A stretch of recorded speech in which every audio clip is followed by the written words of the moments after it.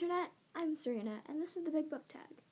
So this tag was created by One Book, One Review, and if you'd like to see her original video, I will link it down below where all the links and stuff go.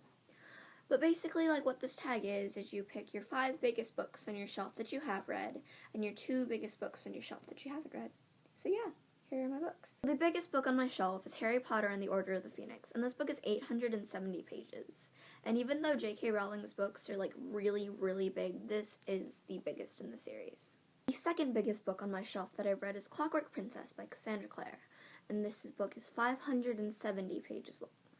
The third biggest book on my shelf that I've read is Louisa May Alcott's Little Women, and I know that there are a lot of different copies of this book, but the copy that I have is 524 pages long. The fourth longest book on my shelf that I have read is Veronica Roth's Allegiant, the last book in the Divergent trilogy, and this book is 526 pages long. And the fifth longest book on my shelf that I have read is The Knife of Never Letting Go by Patrick Ness, and it is 479 pages long. Now, there are a whole lot of big books that I haven't read, but here are the 2 longest on my shelf. The biggest book on my shelf that I have not yet read is A Game of Thrones by George R.R. Martin. It is 835 pages long and the very first book in the Game of Thrones series.